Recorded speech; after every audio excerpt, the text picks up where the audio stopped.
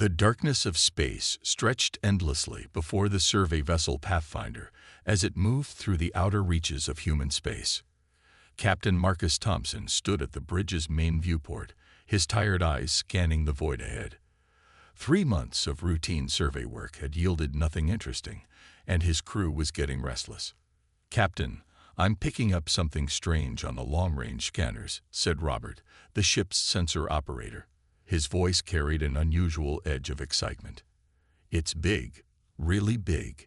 Thompson walked over to the sensor station. His interest piqued.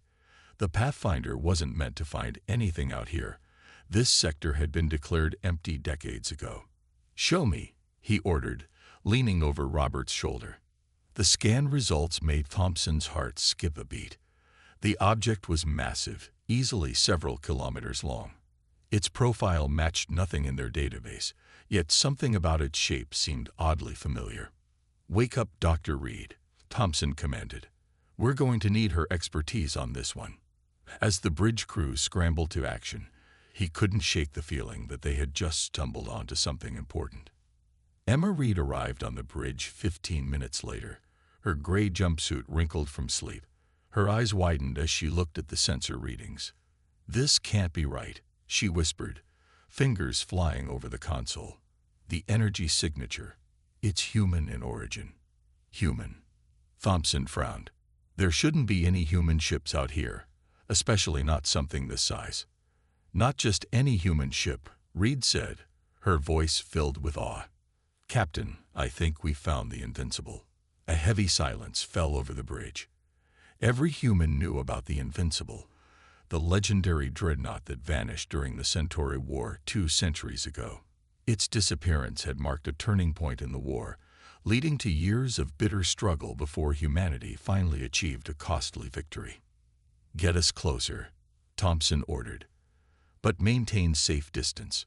Robert, I want continuous scans. If anything so much as twitches out there, I want to know about it." The Pathfinder slowly approached the massive derelict. As they drew closer, the ship's external lights revealed the truth of Reed's identification.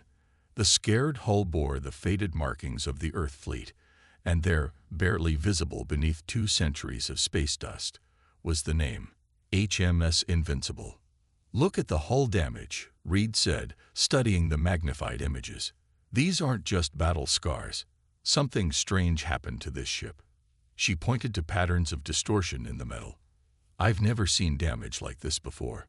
Thompson keyed the ship-wide comm. "All hands, battle stations. This is not a drill." He turned to his first officer. "Tom, I want a full security team ready for boarding. Dr. Reed, you're with them.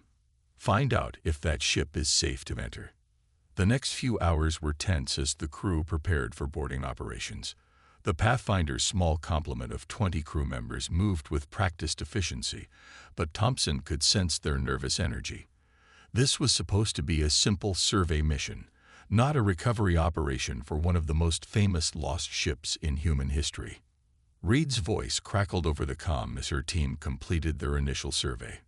"Captain, you need to see this. The ship's internal atmosphere is mostly intact. More importantly, we're detecting power readings. They're weak, but they're there. This ship isn't dead." Thompson joined the boarding team in the Pathfinder's airlock. As he checked his suit seals, he couldn't help but wonder what they would find aboard the Invincible. The history books said the ship had been carrying experimental weapons technology, something that might have turned the tide of the war if it had reached its destination. The team crossed the void between the ships using their suit thrusters. Up close, the Invincible was even more impressive. Despite the damage and age, its massive weapon ports and thick armor plating spoke of its original purpose as humanity's most powerful warship. They entered through a secondary airlock near the ship's midsection. Their helmet lights illuminated corridors that had been dark for 2 centuries. The air was stale but breathable, just as Reed's scans had indicated. Thompson felt a chill run down his spine as they passed crew quarters still containing personal belongings, frozen in time from the day the ship disappeared. "This way," Reed said, consulting her scanner. "The power readings are coming from the central computer core." If we're lucky, we might be able to access the ship's logs.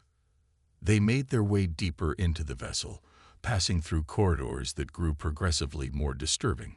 Here and there they found signs of battle, scorch marks on walls, damaged panels, and worst of all, the occasional remnant of the original crew. The computer core was a massive chamber in the heart of the ship. Unlike the rest of the vessel, here they found evidence of active systems. Faint lights pulsed along the walls, and the air held a slight electric charge. "This is impossible," Reed muttered as she worked at a console. "These systems shouldn't be functioning after all this time. The power source, it's like nothing I've ever seen." Suddenly, the chamber hummed to life. Lights flickered on, and a holographic display materialized in the center of the room. A voice, artificial but somehow human, filled their helmet speakers. "Identity confirmed. Earth Fleet personnel detected. Emergency Protocol 7 is now active." Thompson stepped forward. "This is Captain Marcus Thompson of the survey vessel Pathfinder. Identify yourself." "I am Atlas, the artificial intelligence core of the HMS Invincible. Captain Thompson, your arrival is both fortunate and urgent. I have been maintaining minimal functions for 197 years, waiting for human contact. There is information vital to Earth's survival stored in my databases." Reed looked up from her console, her face pale behind her helmet visor. "Captain, you need to see these readings. The quantum drive. It's still intact. This is the technology that was lost when the Invincible disappeared."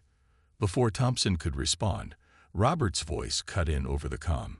"Captain, multiple ships just appeared at the edge of our sensor range.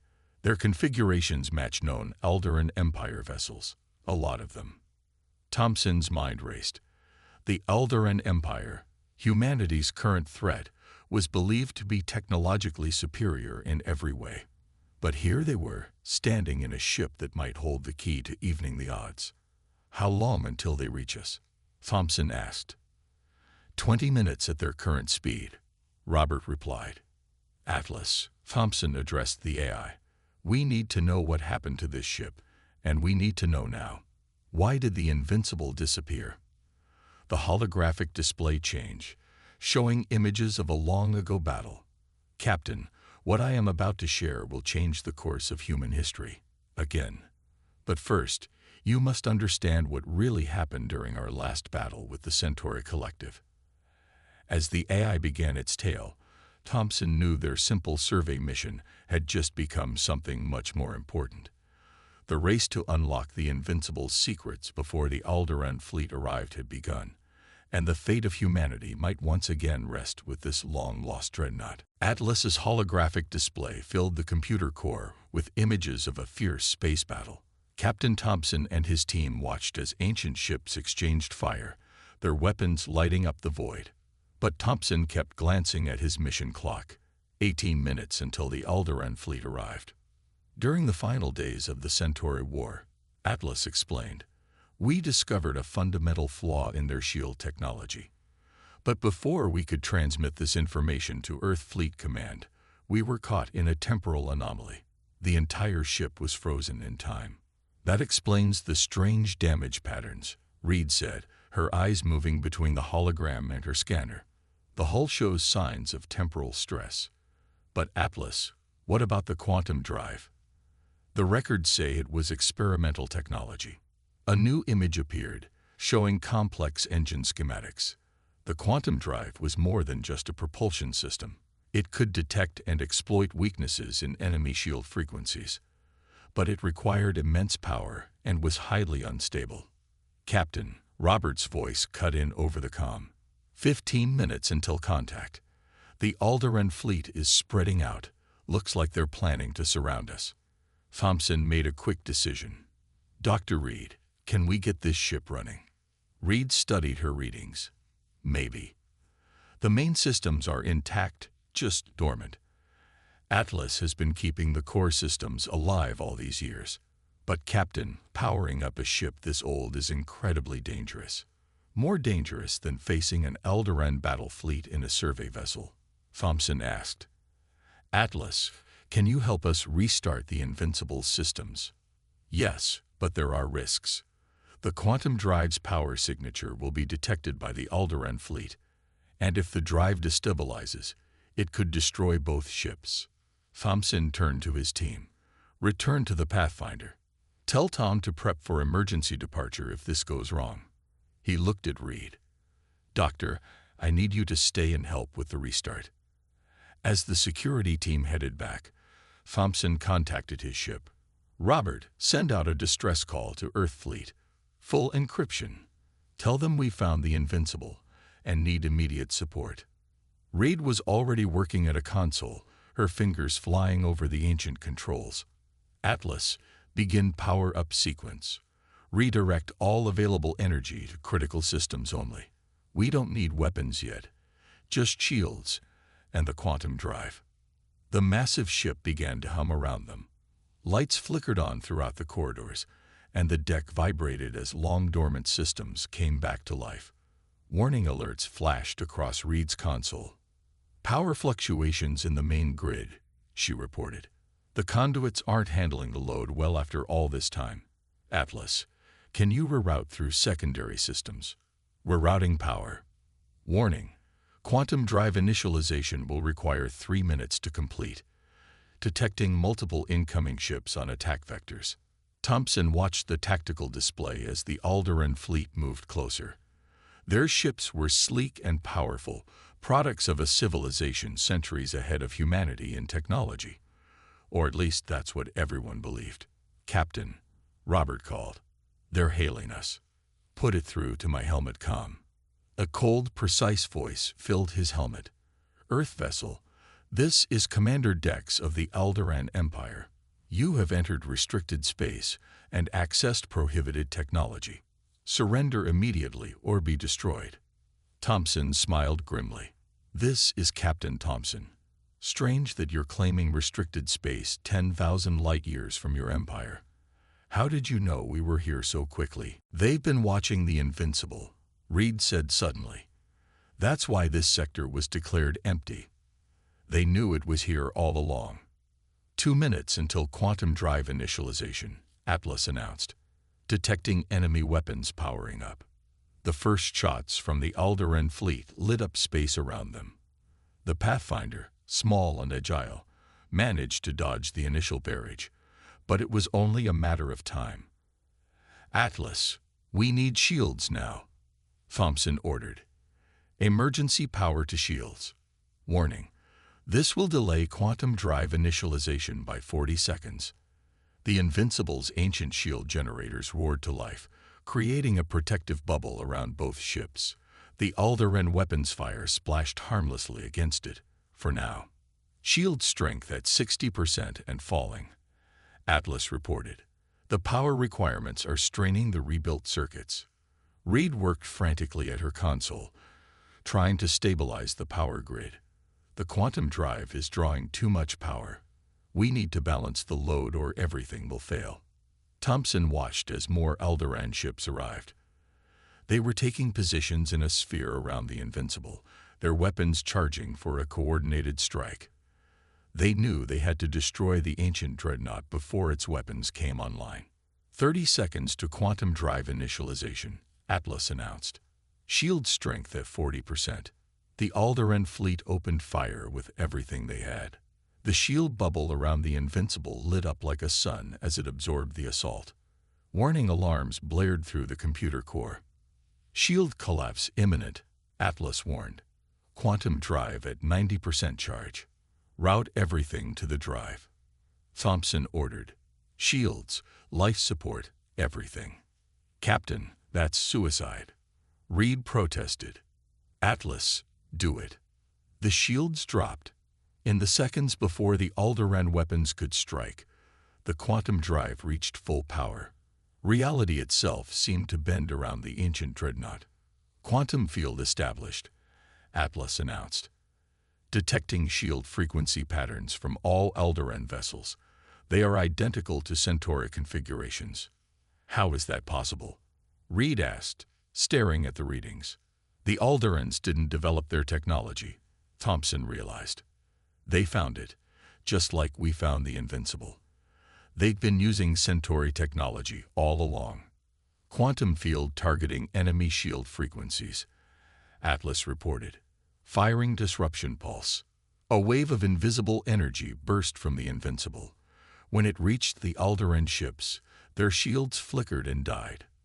The mighty vessels of humanity's greatest enemy hung helpless in space, their superior technology rendered useless by a 200-year-old weapon. "The quantum drive is overloading," Reed shouted. "We need to shut it down." "Not yet," Thompson said. "Atlas, transmit the shield frequency data to the Pathfinder.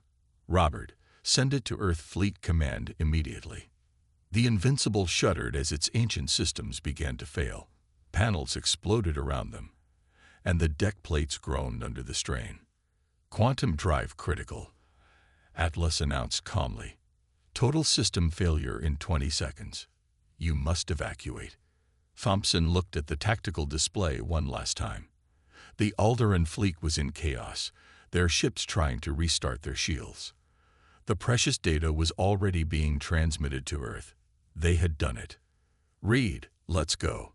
He grabbed her arm and pulled her toward the exit. As they ran through the corridors, the mighty Dreadnought was literally coming apart around them. They reached their suits and made for the airlock. Behind them, 2 centuries of history began its final chapter. The Invincible, mankind's greatest warship, had fought its last battle. As they pushed off from the dying ship, Thompson looked back. The massive vessel was breaking apart, its hull twisting as the quantum drive tore it apart from within. But its sacrifice had given humanity something precious: hope. The Pathfinder's airlock opened to receive them as the Invincible exploded in a blast of quantum energy. The Alderaan ships, their shields still dead, scattered to avoid the debris. "Robert," Thompson called as soon as they were inside. "Tell me that transmission got through." "Yes, sir," Robert replied, his voice filled with excitement.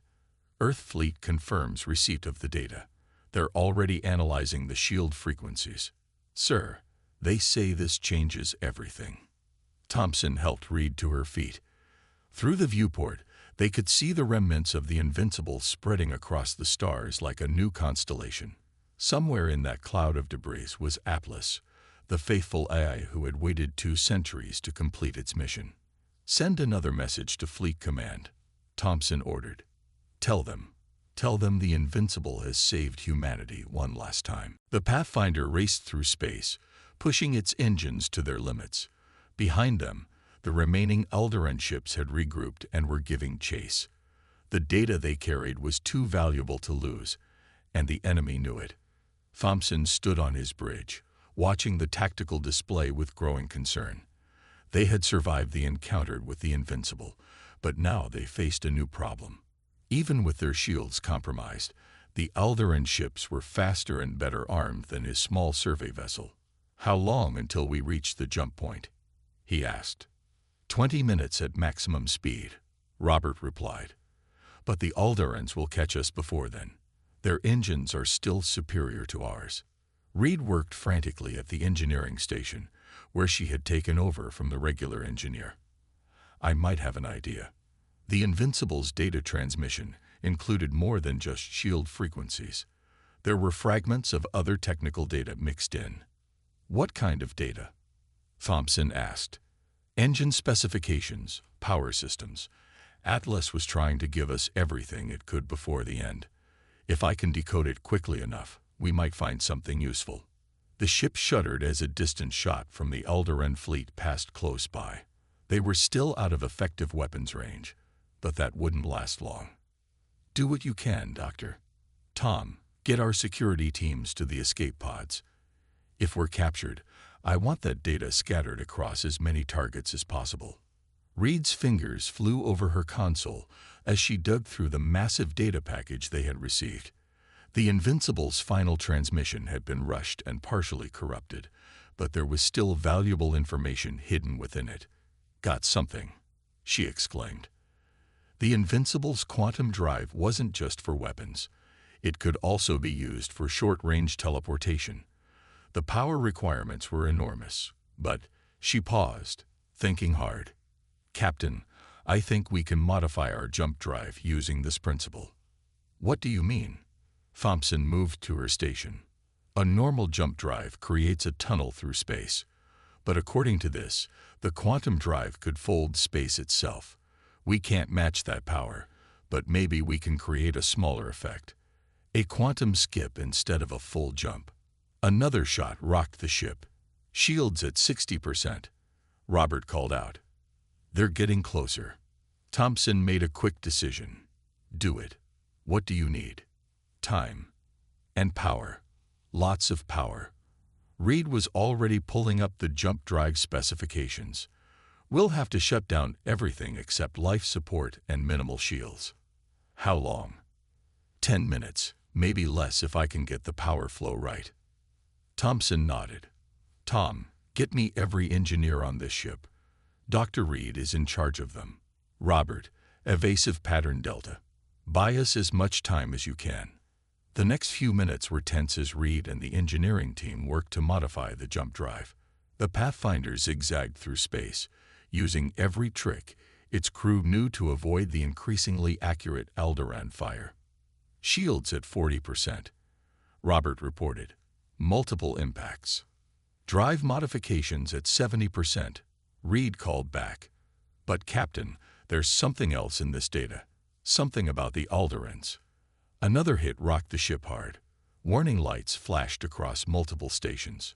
"Hull breach on Deck 3. Tom reported. "Emergency containment holding."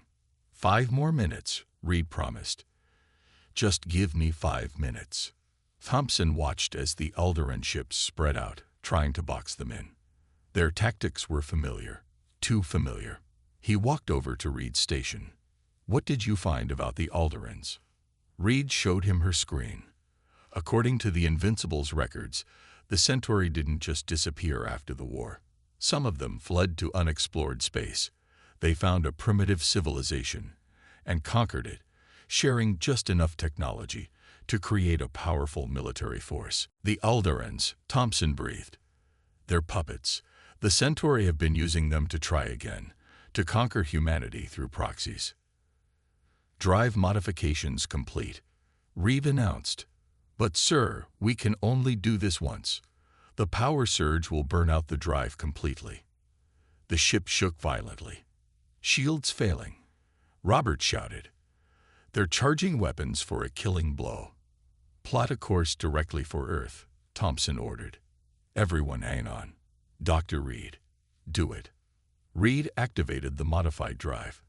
The ship's lights dimmed as power was diverted to the experimental systems. Space itself seemed to twist around them as the quantum effect took hold. For a moment, nothing seemed to happen. Then reality blinked.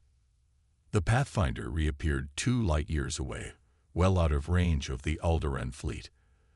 The ship's systems were badly strained, with warnings flashing on every console, but they were alive.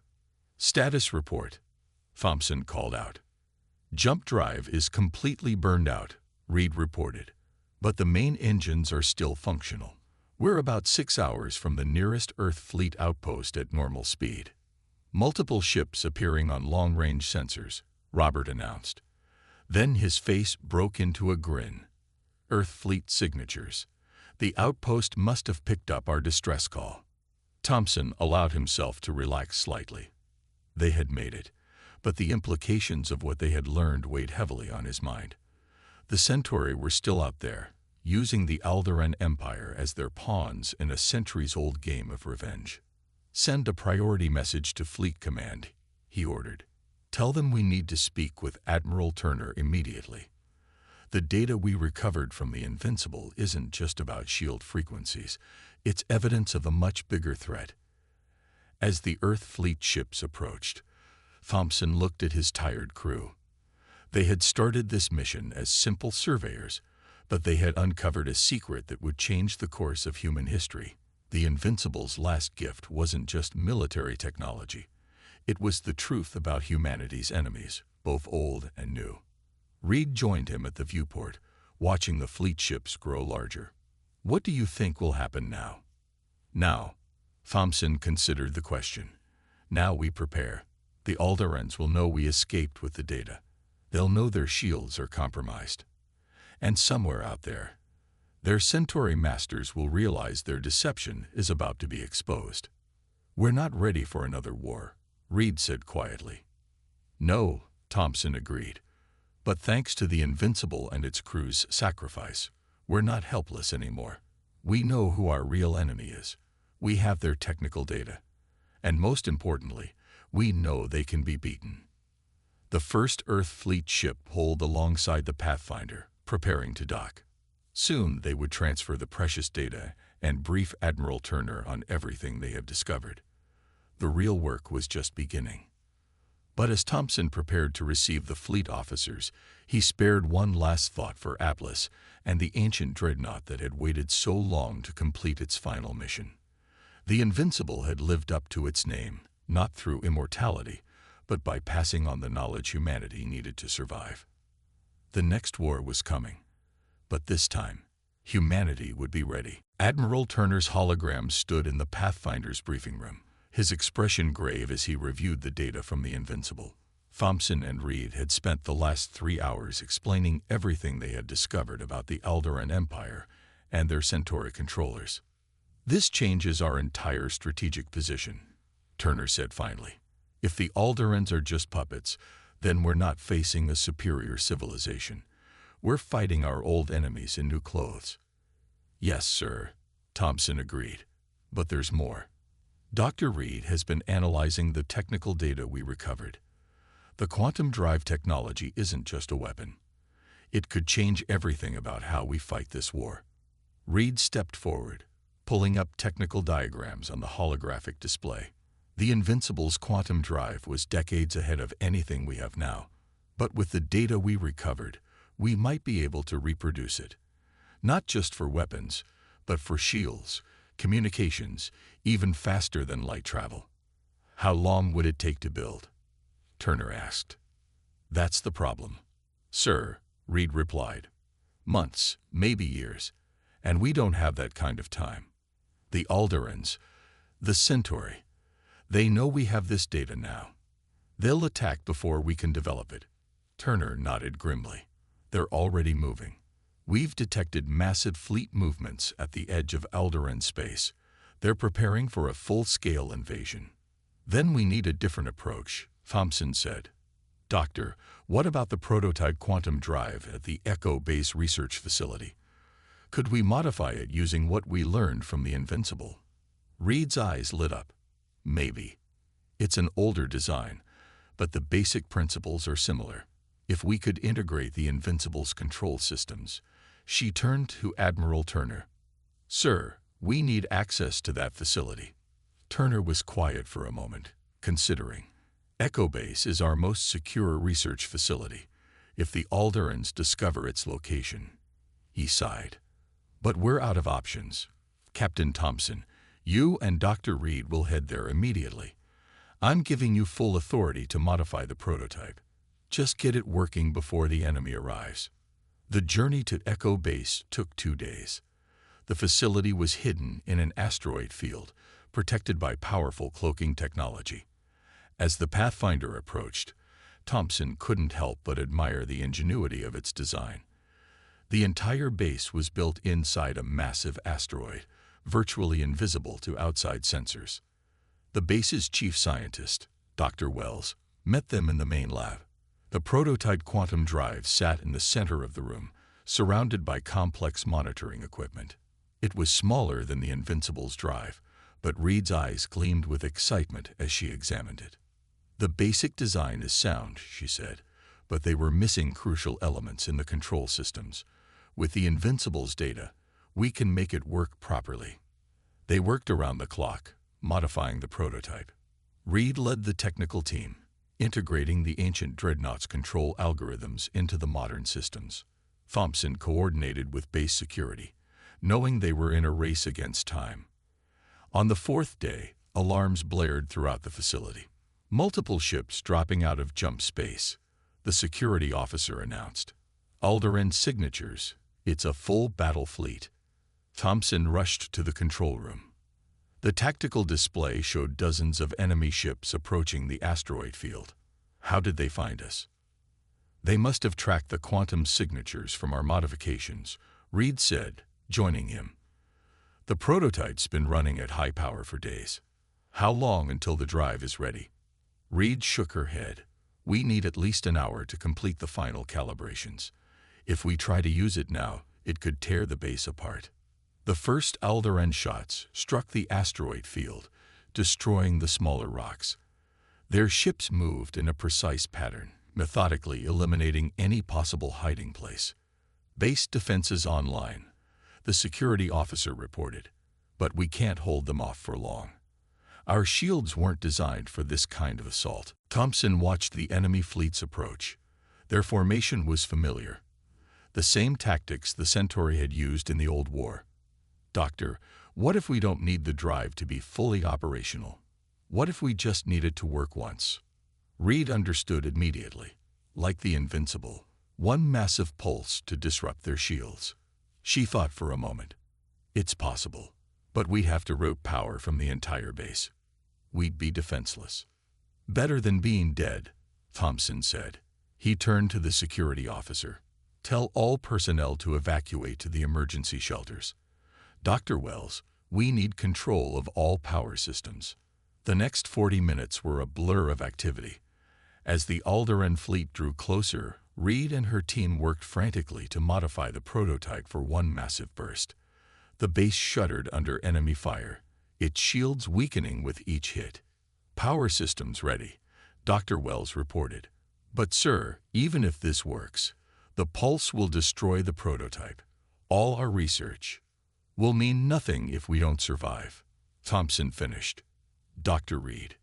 Reed's fingers flew over the control panel, making final adjustments. Ready. But Captain, there's something else. The quantum pulse. It won't just disable their shields. At this power level, it might do more. Much more. What do you mean? The Invincible's drive created a temporary effect. This could permanently damage their quantum field generators. Not just their shields, but their faster-than-light drives too. We'd strand them here. Another hit rocked the base. Shields failing.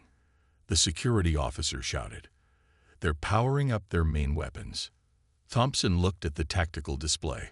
The Alderaan fleet had surrounded the asteroid base, their weapons charged for a killing blow. He thought about the Invincible, about Atlas waiting 2 centuries to deliver its final message. Sometimes victory required sacrifice.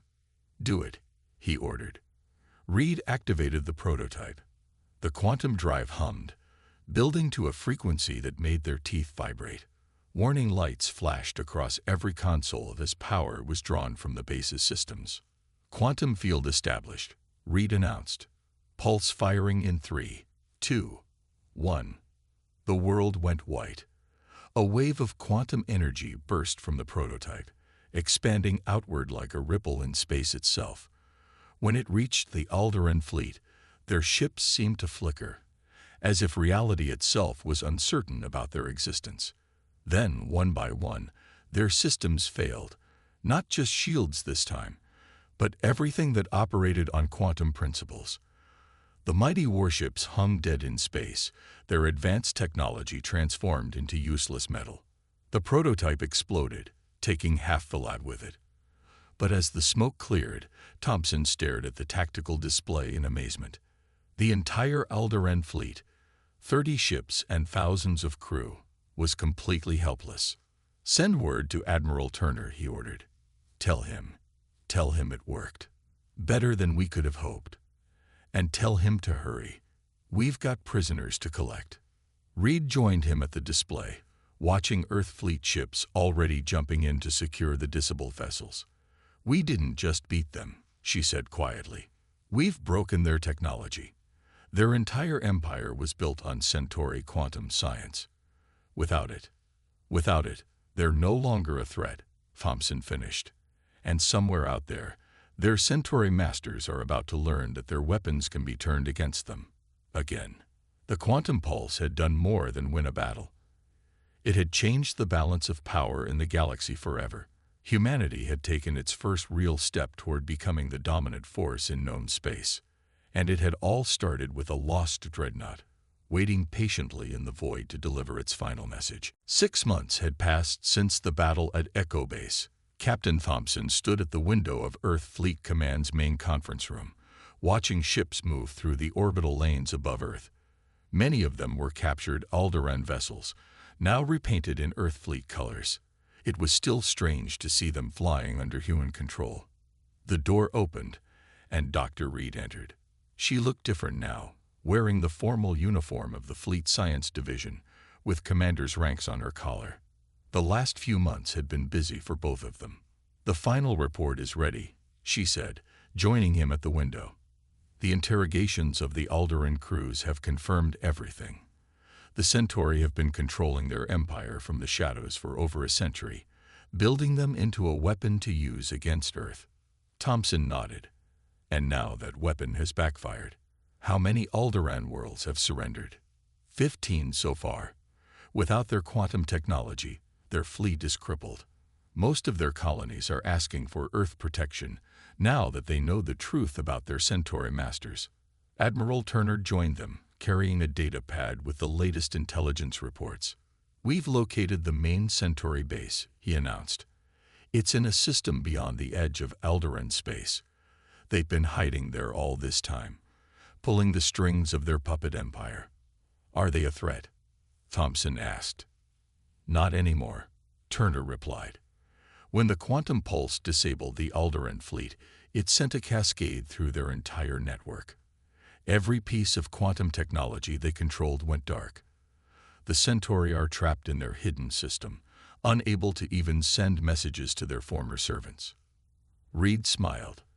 "The technology they thought made them invincible became their biggest weakness. The Invincible's final gift kept on giving."